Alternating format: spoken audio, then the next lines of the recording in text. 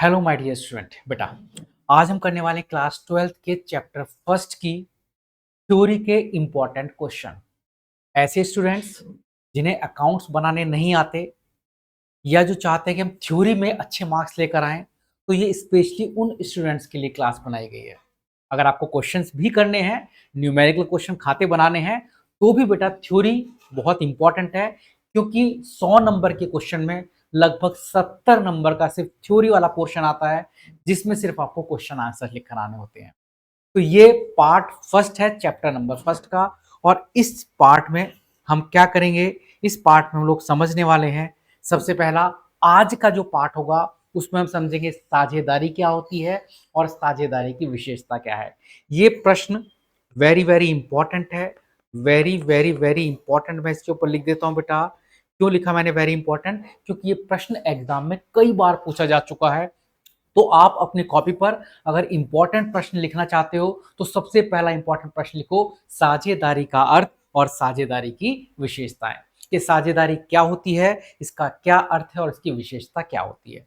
तो चलिएगा बेटा, बिना टाइम को वेस्ट किए स्टार्ट करते हैं। सबसे पहले साझेदारी का अर्थ, कि साझेदारी होती क्या चीज है, उसकी थोड़ी चर्चा करते हैं। देखो बेटा, यहां पर दो प्रकार की डेफिनेशन हो सकती है। एक डेफिनेशन जो साझेदारी अधिनियम है उसके अंदर क्लियर लिखी गई है कि साझेदारी अधिनियम के अनुसार ये साझेदारी होती है। आप ये डेफिनेशन लिखकर आ सकते हो, या साझेदारी की विशेषताओं को मिलाकर भी एक डेफिनेशन बन सकती है, और आप वो डेफिनेशन भी लिखकर आ सकते हो। यानी कि आप दो तरह से साझेदारी की डेफिनेशन यानी कि साझेदारी की परिभाषा लिख सकते हो। एक जो साझेदारी अधिनियम के अंदर बिल्कुल क्लियर कट मेंशन है, बट अगर आप साझेदारी अधिनियम की डेफिनेशन लिखोगे तो याद रखना बिल्कुल पॉइंट टू पॉइंट होनी चाहिए बेटा, उसमें कुछ गड़बड़ नहीं करनी है। और अगर आप साझेदारी की विशेषताओं के अनुसार उसकी एक खुद से डेफिनेशन बनाते हो तो वो बहुत बेहतर है, उसमें आप जैसे चाहो वैसे चेंज कर सकते हो, कोई दिक्कत नहीं है। तो अगर मैं बात करूं साझेदारी की डेफिनेशन की, तो देखो बेटा, मैंने कुछ पॉइंट वाइज साझेदारी की डेफिनेशन बनाई है। जैसे लिखा है बेटा, दो या दो से अधिक व्यक्तियों के समूह से है। साझेदारी बेटा क्या होती है? जब दो या दो से अधिक लोगों का समूह मिलकर लाभ कमाने के उद्देश्य से कोई कार्य करे। सुनना बेटा ध्यान से, साझेदारी क्या होती है? दो या दो से अधिक व्यक्तियों का ऐसा समूह जो लाभ कमाने के उद्देश्य से कोई कार्य करते हैं या कोई व्यवसाय करते हैं, तथा उस लाभ को आपस में विशेष अनुपात में वितरित यानी कि बांट लिया जाता है। इसी को हम साझेदारी कहते हैं। भाई साझेदारी क्या है? जब दो या दो से ज्यादा लोग, अकेला नहीं बेटा, अकेला तो साझेदारी नहीं बना सकता ना भाई, तो दो या दो से ज्यादा लोग मिलकर क्या करें, कोई काम करना स्टार्ट कर दें। जैसे राम श्याम मोहन मिलकर क्या किया, एक व्यवसाय करना स्टार्ट कर दिया। तो याद रखना, साझेदारी के लिए क्या होता है? दो या दो से अधिक व्यक्ति हो और लाभ कमाने के उद्देश्य से। अब काम तो बेटा क्या होता है? हेल्प करना भी होता है, कि दो चार लोग मिले और मिलकर चलो ऐसा करते हैं भाई, गरीब लोगों की मदद करते हैं। वो साझेदारी नहीं है। साझेदारी में क्या होता है? दो या दो से अधिक व्यक्ति होते हैं और लाभ कमाने के उद्देश्य से कोई कार्य करते हैं और उस लाभ को आपस में बांट भी लेते हैं। तो इसी को हम क्या बोलते हैं बेटा? साझेदारी कहते हैं। और जो लोग मिलकर काम कर रहे हैं उसे हम क्या बोलते हैं बेटा? साझेदार कहते हैं। तो देखो बेटा, मैंने नीचे क्या लिखा आपके पास, कि ऐसे व्यक्तियों को साझेदार कहा जाता है, तथा उस फर्म को साझेदारी फर्म या साझेदारी कहा जाता है। तो ये तो रही कि साझेदारी क्या होती है बेटा। अब नेक्स्ट चलते हैं, साझेदारी की विशेषताएं। ये भी बड़ा इंपॉर्टेंट है। साझेदारी की जो विशेषताएं होती हैं ये भी एग्जाम के अंदर कई बार पूछी जाती हैं। तो बड़ा सिंपल सा, साझेदारी की बेटा सबसे पहली विशेषता क्या है? हमने लिखा कि साझेदारी दो या दो से अधिक व्यक्ति। पहली विशेषता है कि साझेदारी के लिए बेटा क्या होना चाहिए? कम से कम दो व्यक्ति होने आवश्यक हैं। अब यहां से एक एक नंबर के प्रश्न बनते हैं। सर कैसा प्रश्न बनेगा? पहला प्रश्न यही कि साझेदारी में कम से कम कितने साझेदार होते हैं? भैया कम से कम दो साझेदार होते हैं। अधिक से अधिक कितने साझेदार हो सकते हैं? 20 साझेदार हो सकते हैं। ये साझेदारी अधिनियम कहता है कि अधिक से अधिक 20 साझेदार हो सकते हैं। लेकिन लेकिन अब ध्यान से सुनना, हमारे पास एक कंपनी अधिनियम 2013 बना, कंपनी अधिनियम, और उस अधिनियम में लिखा गया है कि साझेदारी में अधिकतम 50 सदस्य हो सकते हैं। साझेदारी में अधिकतम 50 सदस्य हो सकते हैं। तो अब आप ऐसा बोल सकते हो कि किसी भी साझेदारी में कम से कम दो साझेदार होते हैं और अधिक से अधिक 50 साझेदार हो सकते हैं।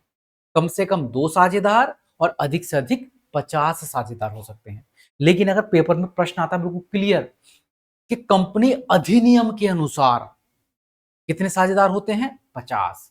और ऐसा आ जाए साझेदारी अधिनियम के अनुसार, जो साझेदारी अधिनियम है पुराना है, 1936 वाला बेटा, सॉरी 1932 वाला। तो साझेदारी अधिनियम 1932 में बना था। उसमें बताया गया कि अधिकतम 20 साझेदार होंगे। अब साझेदारी अधिनियम के बाद एक कंपनी अधिनियम आया 2013 में, और इसने बोला कि अधिकतम 50 साझेदार हो सकते हैं। अगर ये साफ साफ अधिनियम लिखकर आए, साझेदारी अधिनियम तो 20, कंपनी अधिनियम तो 50, और कुछ नहीं लिखकर आए तो कम से कम 2 होते हैं और अधिकतम 50 होते हैं। तो ये आपका आंसर रहा बेटा। दूसरी साझेदारी की विशेषता क्या हो सकती है? समझौता या अनुबंध। बेटा याद रखना, तब तक कोई साझेदारी नहीं होती जब तक साझेदारों के मध्य क्या ना हो जाए, कोई अनुबंध ना बन जाए। कहोगे सर ये अनुबंध क्या होता है ना? अनुबंध क्या है, समझौता क्या है, इसकी थोड़ी चर्चा करते हैं। देखो बेटा ध्यान से, जब भी दो या दो से ज्यादा लोग मिलकर क्या करेंगे, कोई साझेदारी करेंगे, दो या दो से ज्यादा लोग मिलकर क्या करेंगे, कोई साझेदारी करेंगे, तो सीधी सी बात है बेटा, जब दो से दो ज्यादा लोगों ने मिलकर साझेदारी की तो उन्हें आपस में एक समझौता करना पड़ेगा। वो समझौता लिखित भी कर सकते हैं और मौखिक भी कर सकते हैं। समझौता कैसे? कि भैया कौन कितना कितना पैसा लगाएगा, किसे कितना कितना ब्याज मिलेगा, या किसी कितनी सैलरी मिलेगी, तो भाई एक कागज पर समझौता करना पड़ेगा ना भाई। तो साझेदारी की दूसरी विशेषता है कि साझेदारों के मध्य समझौता या अनुबंध, अनुबंध को अंग्रेजी में बोलते हैं कॉन्ट्रैक्ट, उनके बीच में कॉन्ट्रैक्ट होना आवश्यक है, समझौता होना आवश्यक है।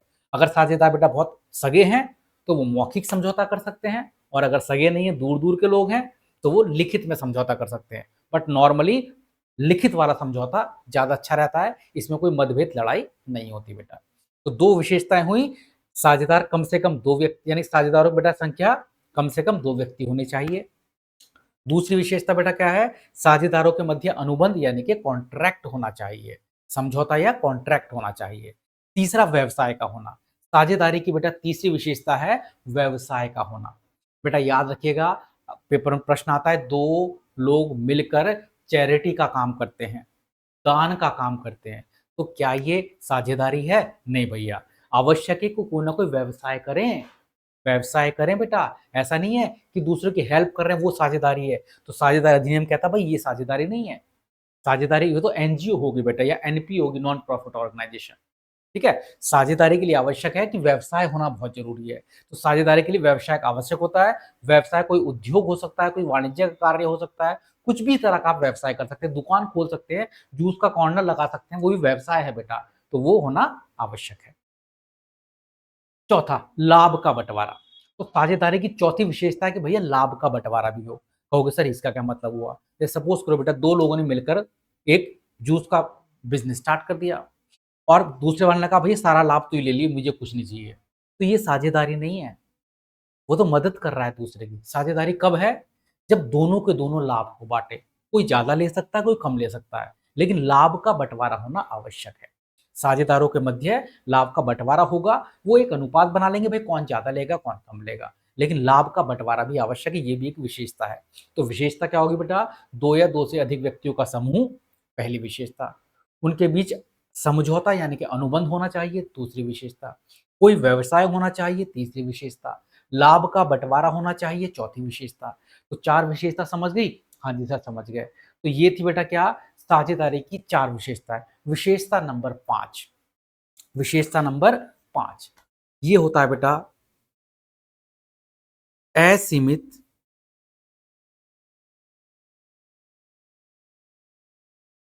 दायित्व। ये मैंने अलग से क्यों लिखा? ये मैंने अलग से क्यों लिखी असीमित दायित्व? क्योंकि ये इंपॉर्टेंट विशेषता है, ये विशेषता एग्जाम के अंदर आती है। असीमित दायित्व, कहोगे सर ये होती क्या चीज है? देखो बेटा, जितने भी साझेदार होते हैं, जितने भी साझेदार होते हैं बेटा, उनके दायित्व होते हैं असीमित। कहोगे सर असीमित का मतलब क्या हुआ? Meaning unlimited. सर अनलिमिटेड का मतलब क्या हुआ? इसका मीनिंग ये है कि अगर साझेदारी में कोई लॉस हो जाता है, तो ऐसी कंडीशन में जो साझेदार होते हैं ना बेटा, उनकी पर्सनल संपत्ति, व्यक्तिगत संपत्ति को बेचकर भी उस उधार को चुकाया जाएगा। यहाँ पर असीमित दायित्व है, मीनिंग ये नहीं कि जितना पैसा आपने बिजनेस में लगा रखा वही डूबेगा। आपने बिजनेस में 1 लाख रुपए लगाए, लेकिन किसी वजह से बेटा कुछ लॉस हो गया, किसी कर्मचारी को चोट लग गई, तो अब साझेदारों को अपनी घर की संपत्ति बेचकर भी उस लॉस को पूरा करना पड़ेगा। ये नियम है, इसे हम बोलते हैं असीमित दायित्व। अगर साझेदारी चलाओगे तो इस बात का याद रखना कि अगर कभी लॉस होगा तो घर की संपत्ति तक बेचनी पड़ सकती है। यहाँ पर सीमित नहीं है। साझेदारों के दायित्व बेटा कैसे होते हैं? असीमित होते हैं। तो ये रही बेटा इसकी क्या? पांचवी विशेषता। ठीक है भाई, तो मैंने 5 इंपॉर्टेंट विशेषताएं आपको करा दी। बाकी जो अनइम्पॉर्टेंट है उसे आप बना बना कर जैसा चाहो कॉपी से देख सकते हो, अपनी बुक से देख सकते हो और लिख सकते हो। ये पहला पार्ट है बेटा, मैं एक एक पार्ट में एक एक क्वेश्चन करा रहा हूँ इंपॉर्टेंट इंपॉर्टेंट। इसका सेकंड पार्ट आप नीचे डिस्क्रिप्शन में इसका सेकंड पार्ट आपको मिल जाएगा। जैसे डिस्क्रिप्शन खोलोगे तो second part, third part, fourth part, fifth part, सारे पार्ट आपको एक एक इंपॉर्टेंट क्वेश्चन के मिलते चले जाएंगे। चलिए इसी के साथ इस क्लास को खत्म करते हैं। जय हिंद, जय भारत। मिलते हैं आपको नेक्स्ट पार्ट